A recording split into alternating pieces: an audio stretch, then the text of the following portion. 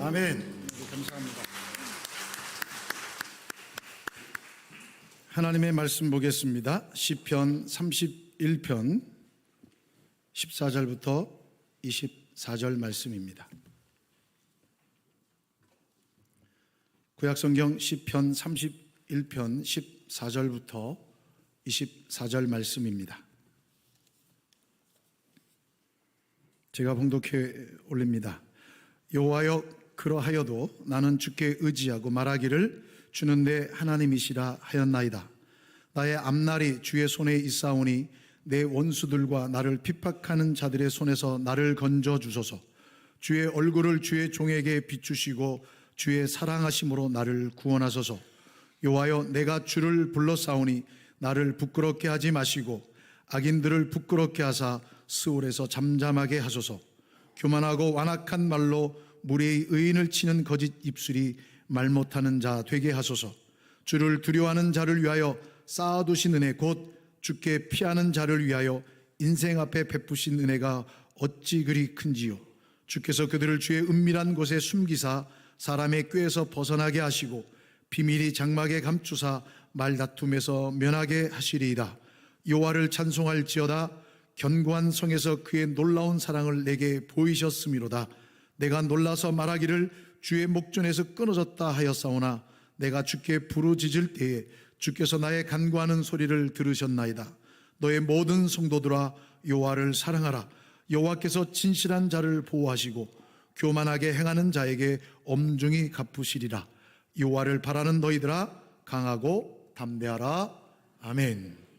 할렐루야. 전후좌우 계신 분들과 함께 인사할까요? 사랑합니다. 축복합니다. 네, 주님의 이름으로 사랑하며 축복합니다. 네, 감사합니다.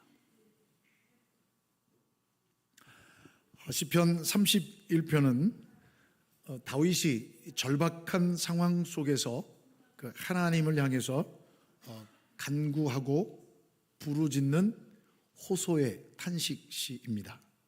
자, 그런 하나님 앞에 구원을 호소하면서 주여 나를 주의 은혜로 구원하여 주옵소서라고 자신의 간구를 들어주실 것을 믿는, 그리고 확신하는 감사가 가득한 찬양시입니다. 그래서 시편 31편에는 탄식과 절망 그리고 감사와 찬양이 함께 뒤엉켜 있습니다. 특히 또 하나님께서는 하나님께 피하는 자를 위해 쌓아두신 은혜를 베풀어 주시는 분이심을 말씀해 주고 있습니다. 힘들고 어려운 상황 속에 빠져 있는 다윗은 그런 어려운 위기 속에서도 유일한 피난처는 오직 하나님이시라는 사실을 확신했습니다. 그래서 그는 평소에 가지고 있었던 그러한 확신, 그리고 하나님을 향해 갖고 있는 그런 신앙의 고백과 함께 호소와 간구와 감사와 찬양이 같이 뒤엉켜 나오고 있음을 볼 수가 있습니다. 자, 1절부터 8절 말씀을 보시면 신속한 하나님의 구원을 구하는 간구가 있습니다. 2절 보시면 내 귀를 기울여 속히 건지시고, 4절 비밀이 친 그물에서 빼내소서라고 됩니다. 그리고 또 2절을 보시면 견고한 바위와 구원한 산성이 되소서, 그리고 3절 나를 인도하시고 지도하소서, 5절 나의 영을 주의 손에 부탁하나이다, 6절 내가 허탄한 거짓을 숭상하는 자들을 미워하고 여호와를 의지하나이다 라고 고백합니다. 그래서 구원의 간구, 신속한 구원의 간구와 하나님을 향한 절대 신앙을 고백하고 있습니다.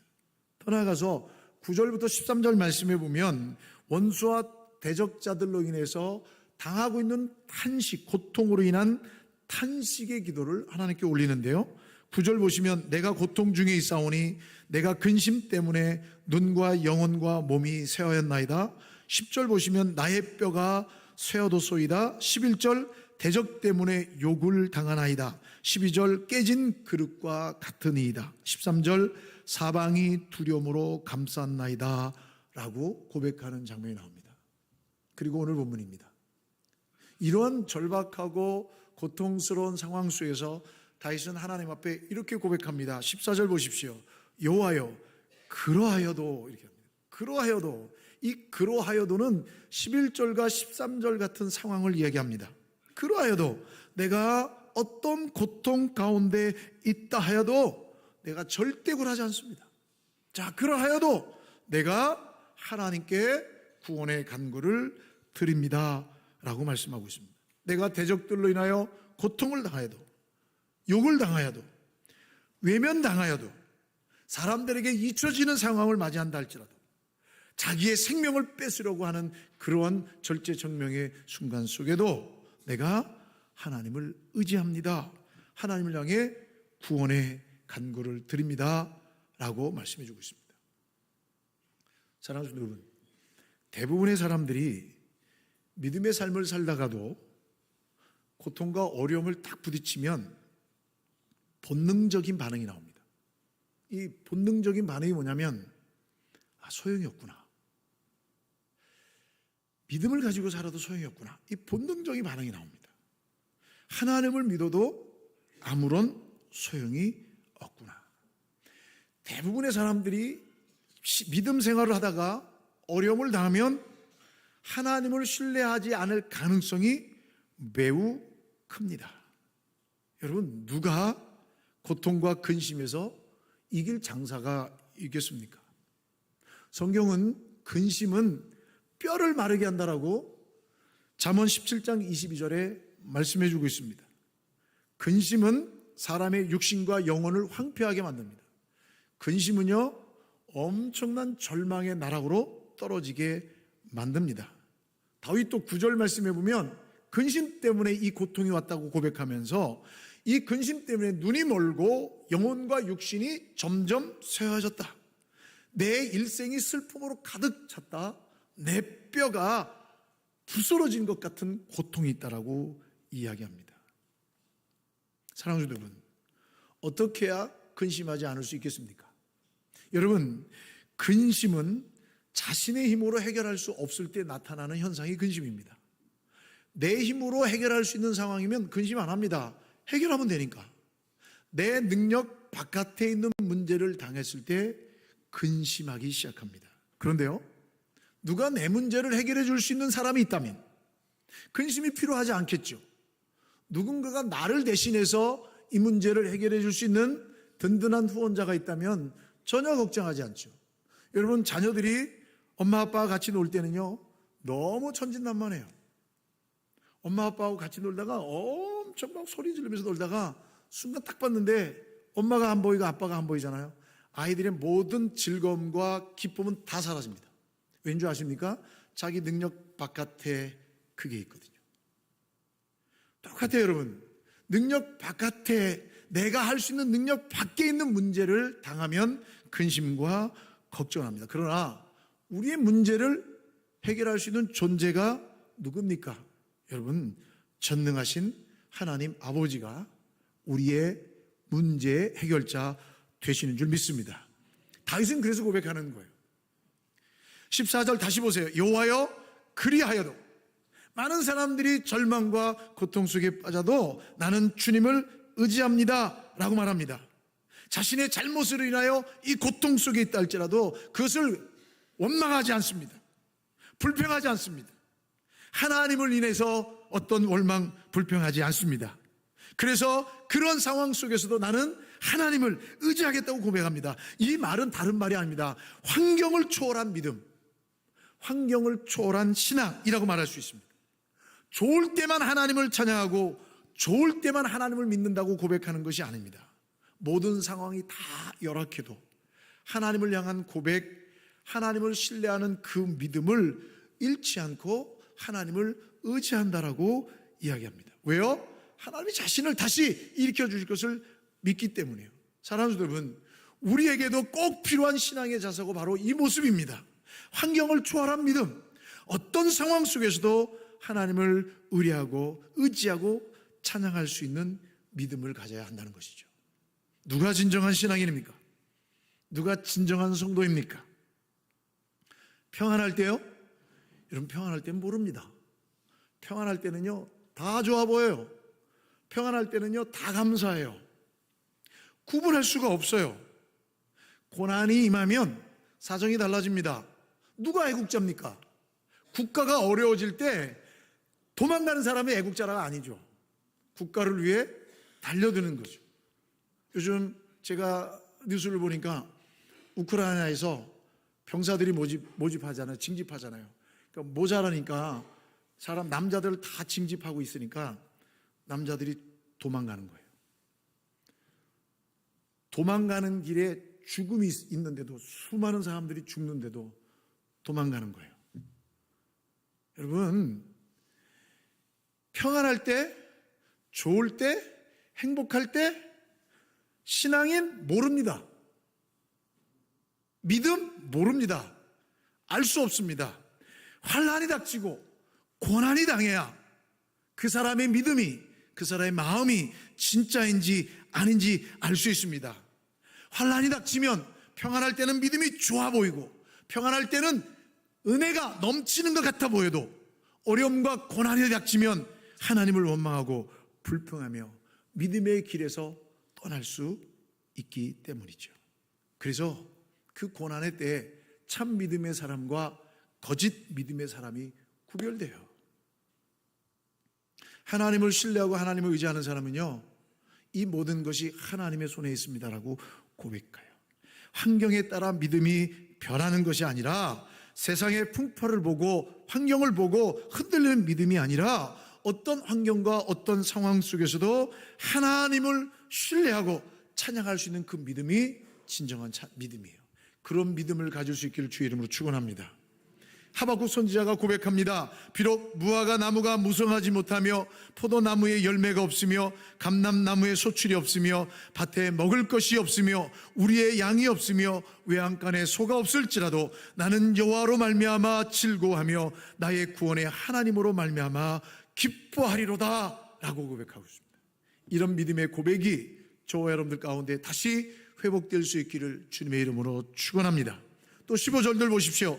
나의 앞날이 주의 손에 있사오니, 이 말은 이겁니다. 내 인생이, 내 삶이 전능하신 하나님에게 달려있다. 내가 죽고 사는 것이 하나님의 뜻에 있다라는 말입니다. 즉 철저한 하나님 주권 사상입니다. 내 전 존재는 하나님의 손에 있다. 하나님이 함께 하실 거다. 하나님이 여기까지 인도해 주셨다. 하나님이 앞으로도 인도하실 것이다 라는 것입니다. 여러분, 하나님께서 자기의 인생을, 내 삶을 원수의 손에 두지 않을 것이라는 확실한 믿음의 고백을 이 다윗은 하고 있는 거예요. 여러분, 하나님이 붙들고 있는데 누가 하나님을 대적할 수 있겠습니까?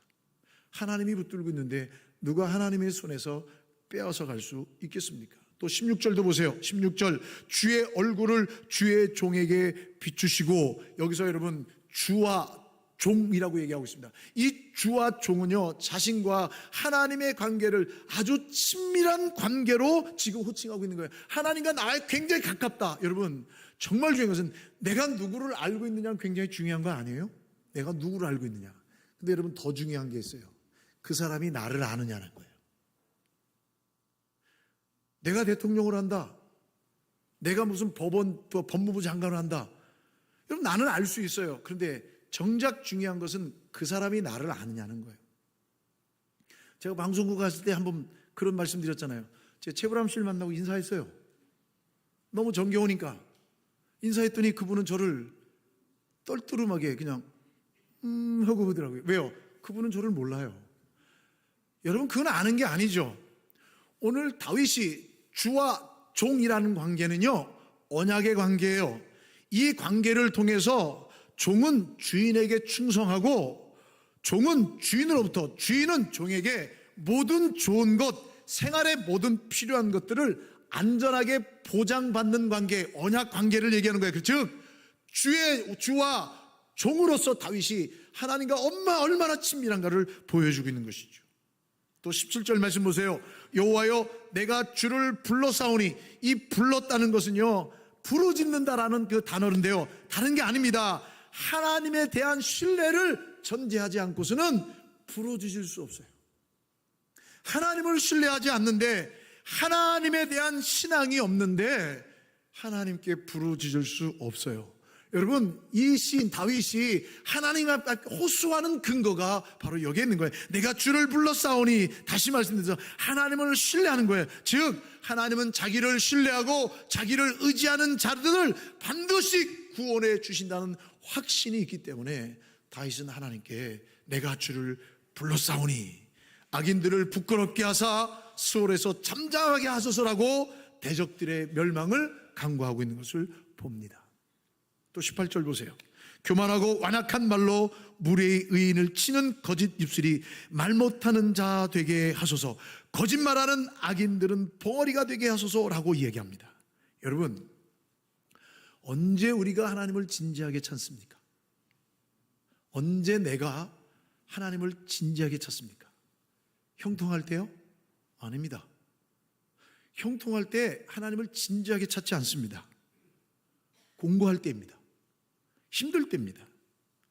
우리의 영혼이 언제 영적으로 맑아집니까? 형통할 때요? 아닙니다. 형통할 때는요, 내 영혼의 깊이까지 도달하지 못해요. 그래서 내 영혼의 현 주소를 몰라요. 형통할 때는 사실은. 근데 언제 내 영혼의 그 맑은 모습을 볼 수 있느냐? 곤고할 때요. 언제 내 영혼이 하나님의 은혜로 풍성해집니까? 형통할 때요? 아니에요. 곤고할 때예요. 내가 언제 내 영혼이 하나님으로만 기뻐하고 하나님의 순수한 그 믿음의 은혜의 경지를 맛볼 수 있습니까? 형통할 때요? 아니에요. 공고할 때예요. 하나님의 관심은 우리의 육체적 삶의 모습이 아니라 하나님의 관심은 우리의 영혼이에요. 하나님은 우리의 영이 하나님을 찾을 때, 우리의 영이 하나님으로 풍성해질 때 우리의 영혼이 잘 되는 것을 아시기 때문에 바로 하나님의 관심은 우리의 영혼이에요. 그래서 가끔은 하나님과 함께 하시기 위해서, 하나님이 우리와 영원히 함께 하기 위해서 우리의 겉사람이 아닌 속사람의 관심을 갖고 계실 때 우리가 알지 못하는, 우리가 힘들어하는 고난의 속에 우리를 인도하실 수 있다는 거예요. 그때 비로소 우리는 하나님을 진지하게 찾고, 그때 비로소 우리의 영혼의 깊은 내면의 세계를 들여다볼 수 있는 거예요. 하나님의 관심은 현세의 사람이 아니라 내세에 하나님과 함께 영원히 살 자, 그 자를 하나님께서 더 깊이 마음에 두고 생각하신다는 사실이에요. 그래서 그 하나님께서 우리의 영혼이 맑음으로, 우리의 영혼이 하나님의 은혜로 가득 채워지고 우리의 영혼의 깊은 내면의 모습을 들여다보게 하시기 위해서 우리에게 어려움을 주는 거예요. 그래서 우리는 다윗처럼 말해야 돼요. 뭐라고요? 내가 고통 때문에, 이 슬픔 때문에, 이 외로움 때문에 나 손해보지 않았다. 나 이 고통과 이 슬픔 때문에, 이 외로움 때문에 하나님과 더 가까워졌다. 그래서 나는 손해가 아니야. 난 이익이야. 이 고통을 통해서 하나님께서 나에게 주시려고 하는 것이 무엇인지 나는 알았다. 이 어려움을 통해서 하나님이 나에게 어떤 존재인지를 다시 깨닫게 됐다. 하나님은 나에게 풍성한 은혜를 더하여 주시는 분이다. 이런 고백이 우리의 마음 속에서 일어나야 비로소 하나님이 내 고통의 문제를 해결해 주실 수 있는 전능하신 하나님이심을 깨닫게 되는 겁니다. 그때 비로소 하나님을 경험하게 되는 거예요. 또 하나 다윗이 깨달은 아주 중요한 원리가 하나 있어요. 그것은 19절 말씀입니다. 19절 말씀 보세요. 우리 다 같이 읽어봅시다. 시작. 주를 두려워하는 자를 위하여 쌓아두신 은혜, 곧 주께 피하는 자를 위하여 인생 앞에 베푸신 은혜가 어찌 그리 큰지요. 여러분, 다윗의 모든 탄식, 다윗의 절망, 다윗의 두려움이 다 사라졌습니까? 아니에요. 아직 남아있어요. 남아있는데 그가 어쩜 이렇게 감사할 수 있어요? 문제가 해결됐나요? 아니에요. 문제 그대로 남아있어요. 그런데 지금 자신의 처한 이 상황이 종료되지는 않았으나, 끝나지 않았으나 하나님께서 내 기도를 들어주셨다는 확신과 하나님께서 나를 건져주실 것이라는 그 기대 속에 하나님 앞에 감사의 기도를 드리고 있는 거예요. 여기서 주를 두려워하는 자, 주를 두려워하는 자, 즉 두려워한다는 얘기는 지난주에도 말씀드렸죠. 하나님을 경외하는 자, 즉 하나님의 권능을 인정하며 그분의 말씀에 순종하는 자. 여러분, 두려워하는 것은 벌벌 떤다는 얘기만 있는 게 아니에요. 그분을 경외하며 그분의 말씀을 인정하고 그분의 말씀에 순종하는 자, 즉 악인이 갖지 못한 의인의 고유한 특성이 뭐냐? 주를 두려워하는 것, 하나님을 경외하는 것, 하나님의 말씀에 순종하는 거예요. 이 고백이 뭡니까? 이 하나님을 경외하는 자에게 하나님께서 뭘 해주신다고요? 하나님께서 쌓아두신 은혜, 쌓아두신 은혜를 베풀어 주실 것이다라는 고백하는 거예요. 이 고백은 이런 얘기입니다. 내가 고난 당할 때, 내가 힘들 때, 내가 슬플 때, 내가 외로울 때 하나님은 나의 모든 모습을 다 지켜보고 계셨다는 거예요. 자신이 힘들 때 하나님 앞에 버림받은 것이 아니라 보이지 않으시는 하나님의 도움의 손길이 하나님의 섭리에 따라 자신에게 베푸실 하나님의 은혜를 준비하시는 그러한 예비하시는 과정이었음을 고백하는 거예요. 아, 하나님이 나를 버린 게 아니구나. 지금도 하나님은 함께 하셨고 다 지켜보셨고 나에게 큰 은혜를 베풀어 주시기에 준비하고 계셨구나. 다윗은 그걸 고백한 거예요. 여기서 은혜가 어찌 큰지요. 이것은 여러분 토부의 토부, 선하심, 하나님의 선하심이 얼마나 큰지요. 하나님의 은혜가 풍성하다는 거예요. 그 하나님의 풍성한 은혜를 쌓아두셨다는 거예요. 그 풍성한 은혜를 열어주시겠다는 거예요. 하나님께서 베풀어 주시겠다는 거예요. 여러분, 하나님께서 이 엄청난 은혜를 쌓아두셨어요. 그 풍성한 보화를 열어 제낄 수 있는 방법은 뭐냐? 하나님께 부르짖는 거예요. 하나님을 신뢰하는 거예요. 하나님을 의지하는 거예요. 그러면 하나님은 쌓아두신 은혜를 풍성하게 베풀어 주시는 선하신 하나님이심을 다윗은 고백하고 있는 거예요. 그러면 어떤 은혜를 쌓아두셨냐는 거예요. 어떤 은혜를. 자, 여러분 7절 말씀 한번 보세요. 7절 주께서 나의 고난을 보시고 환난 중에 있는 내 영혼을 아셨으며. 저를 보세요. 제가 아까 말씀드렸어요. 정말 중요한 것은 내가 누구를 알고 있느냐, 이거 중요하다 그랬어요. 그죠? 근데 상대가 나를 알고 있어야죠. 내가 만약에 높은 사람이라면 내가 그 사람을 알고 있으면 그 사람이 나에게 도움을 받겠죠. 그죠? 그런데 여러분, 내가 낮은 사람, 도움을 받아야 될 사람인데 내가 그를 아는데 그가 나를 알지 못하면 무슨 도움을 받을 수 있겠습니까? 근데 오늘 성경 말씀 뭐라 했냐면 하나님이 나를 너무 잘 안다는 거예요. 하나님이 나를 너무 잘 알고 계시다는 거예요. 이 세상에서 여러분 제일 힘들고 어려울 때 나타나는 현상이 뭔지 아십니까? 어려움을 당하면요, 손절해요. 손절. 왠지 아세요? 도와달라고 할까 봐. 이번에 여러분 우리 TV에 나오는 뉴스, 그 다음에 기사 나오는 기사들 읽어보셨잖아요. 그 음주 때문에 이 음주운전 때문에 어려움을 당한. 그러니까 여러분 회사도 그만두고 그 안에 소속되는 연예인들을 다 떠나요. 손절해. 손절. 왜? 자기도 살아야 되니까. 살아야 되니까 다 손절하는 거예요. 근데 여러분 반대로 한번 생각해 봅시다. 당사자의 입장에서는 뭐 하는 거예요? 다 떠나가는 거예요. 다 떠나가는 거예요. 얼마나 고독하고 얼마나 외롭겠습니까? 여러분, 우리가 말하는 속담이 하나 있어요. 긴 병에 뭐라고요? 긴 병에 효자 없다. 자식도 도망가요. 제가 아버지가 병 중에 계실 때 아버지를 한 병간호하는데 뭐 5분 10분 단위로 그냥 이렇게 해줘라 저렇게 해줘라 하는데 죽겠더라고요. 정말 죽겠더라고요. 잠을 잘 수가 있어야죠. 아니 5분 10분 단위로 깨워서 말씀하시는데 불편하시니까 그렇겠죠. 근데 제가 3일째 되는 날 마음속에 이런 생각을 하고 있더라고요. 하나님, 웬만하면 아버지 데려가시죠.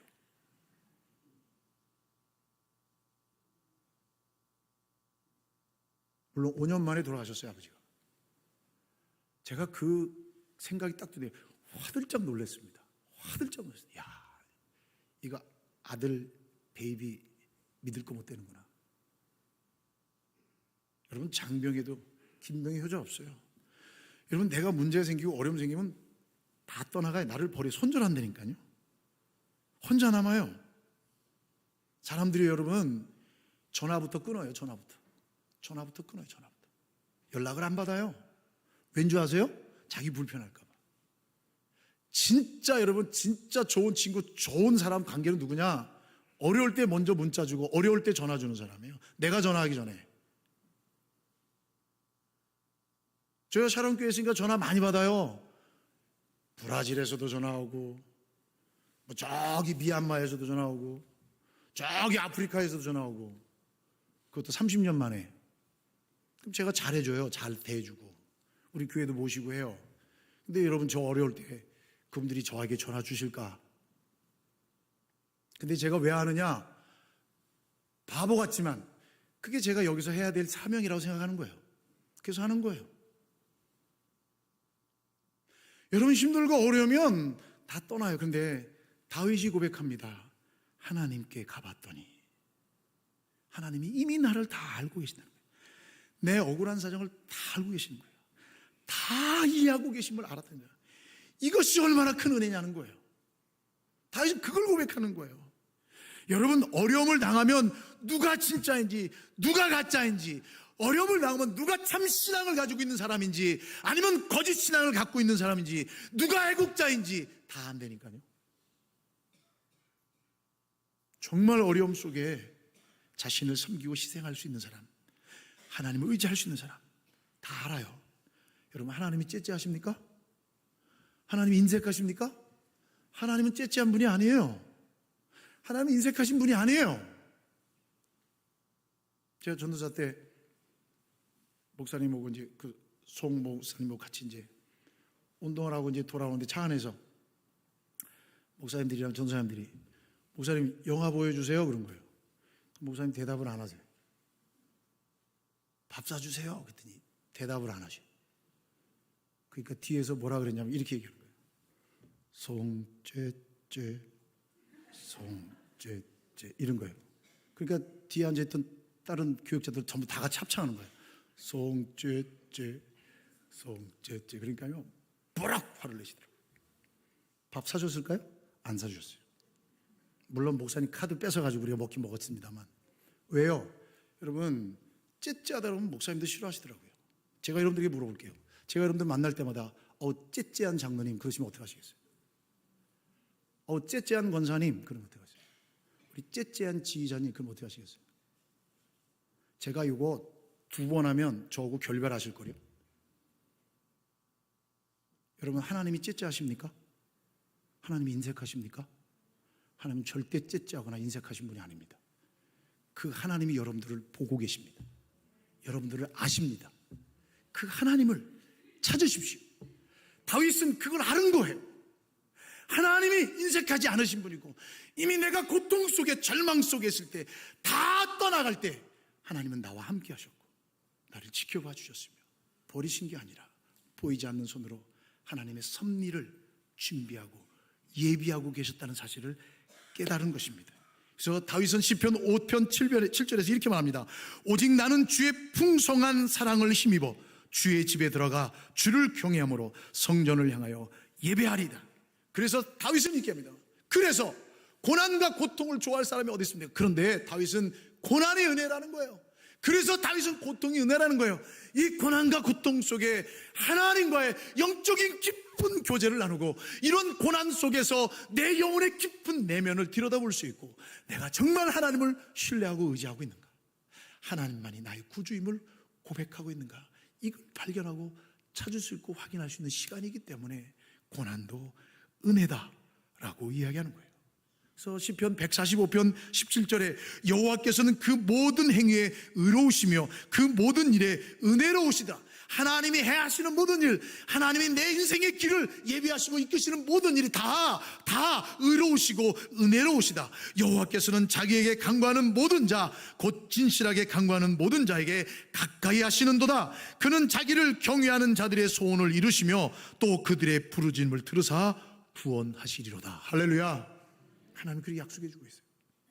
또 20절 말씀 보세요. 20절, 하나님을 경외하는 자에게 하나님이 어떤 은혜를, 어떻게 선하심을 나타내느냐. 주께서 그들을 주의 은밀한 곳에 숨기사 사람의 꾀에서 벗어나게 하시고 비밀이 장막에 감추사 말다툼에서 면하게 하시리다. 여러분, 여기에 중요한 문법이 나와 있는데, 하나는요 19절에는 완료로 되어 있는데 20절에는 여러분 미완료로 되어 있어요. 즉 다시 말씀드려서 하나님의 구원하심과 하나님의 인도하심과 인간의 꾀에서, 인간의 악에서, 인간의 중상모략에서 구원해 주시고 건져 주시고 보호하시고 인도해 주심은 과거에도 현재도 미래도 계속 될 것을 말씀해 주고 있는 거예요. 그게 하나님의 은혜가 선하시다는 거예요. 이 일들이 우리가 사는 날 동안에 계속 되어진다는 거예요. 세상은요, 약한 사람을 무시합니다. 세상은 힘없는 사람을 짓밟습니다. 세상은 가진 것 없는 사람을 무시해버리고 외면해버리고 만다는 사실을 아십니까? 세상은 악한 약자를 무시하고 멸시하지만 하나님은 그런 자들이라 할지라도 보살피시고 보호하시고 안아주시며 구원해 주시는 분이십니다. 그 하나님을 신뢰하십시오. 그 하나님을 찾으십시오. 그 하나님을 더욱 의지하실 수 있기를 주님의 이름으로 축원합니다. 21절도 보십시오. 견고한 성에서 그의 놀라운 사랑을 내게 보이셨습니다. 즉 19절에 하나님의 선하심을 21절과 21절에서는요 보이는 것과 보이지 않는 두 측면으로 표현해 주고 있는데, 가장 절망스러운 상황이라 할지라도 하나님의 구원의 손길이 지금도 현실 가운데 함께하고 있음을 확신하고 있는 고백입니다. 이런 은혜가 있기를 주의 이름으로 축복합니다. 그래서 다윗이, 그 하나님을 경험한 이 다윗이 마지막으로 선언하는 게 뭐냐면 23절 24절 말씀에 너희 모든 성도들아 여호와를 사랑하라, 여호와를 찬양하라, 강하고 담대하라 라고 외치고 있는 것입니다. 하나님께서 엄중히 갚으시리라. 즉 하나님의 심판은 조금도 남김없이 완전하게 나타날 것이니까 너희 사랑하는 성도들아 여호와를 사랑하라, 여호와를 찬양하라. 이 시는 고난이 어떤 양상으로 나타나는가를 알려주는 시가 아닙니다. 고난 속에서, 절망 속에서 어떤 자세를 취해야 진정한 참 신앙인인가 보여주는 것입니다. 고난 앞에서 좌절하거나 스스로 고난을 해결하는 인간적인 노력을 가르치는 것이 절대 아닙니다. 이런 고난, 이런 역경 속에서 하나님을 향해 절대 신앙을 포기하지 말라는 겁니다. 끝까지 하나님을 신뢰하라는 것입니다. 하나님을 신뢰하는 자는 세상에 대한 두려움 때문에 힘들어하지 않습니다. 세상에 대한 두려움은 하나님에 대한 불신앙이기 때문이죠. 우리 역시 죄성으로 인해서, 이러한 죄의 문제로 인해 우리의 살아가는 삶 속에서 여전히 이 세상의 시기로 인해 필연적으로 위기를 만날 수 있습니다. 그럴 때 두려워하지 마십시오. 하나님은 다 보고 계십니다. 절망하지 마십시오. 하나님의 보이지 않는 손이 일하고 계십니다. 두려워하지 마십시오. 하나님을 더욱 신뢰하십시오. 그러면 하나님께서 여러분들을 지키시고 보호해 주실 것입니다. 하나님에 대한 믿음, 하나님에 대한 신뢰, 하나님을 의지하는 것, 하나님을 향한 기도가 이 땅에서 엄청나게 큰 차이를 만들어냅니다. 날마다 주님과 동행하는 복된 인생이 되시길 주님의 이름으로 축복합니다. 강하고 담대하십시오. 두려워하거나 놀라거나 떨지 마십시오. 여러분들이 어디로 가든지, 여러분들이 어느 곳에 있든지, 여러분들이 무엇을 하든지 하나님 여호와가 항상 함께해 주실 것입니다. 그 진실하신 하나님을 다시 나의 구원자로 고백하며 복된 인생을 살아가는 저와 여러분 되시기를 주의 이름으로 축원합니다. 축원합니다. 기도하시겠습니다. 하나님 감사합니다. 하나님은 지금도 살아계시며 역사하시는 전능하신 하나님이십니다. 그 하나님은 나의 모든 삶을 지켜보시며 보이지 않는 손길로 나를 붙드시고 인도해 주십니다.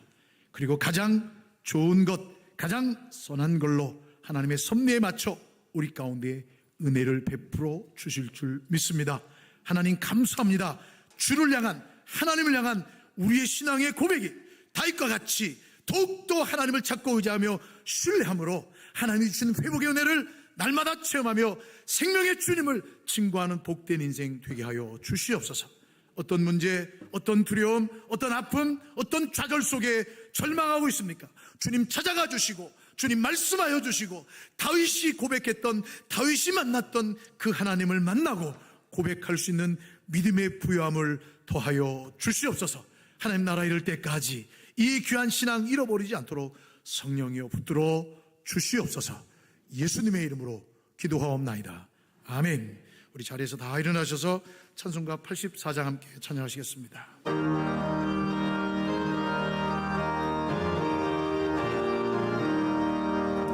세상이 깜깜하여서 잠빛이 없었더니 나는 영광 나온 세상 빛이었네. 영광의 주, 영광의 주, 밝은 그빛 내게 비추네.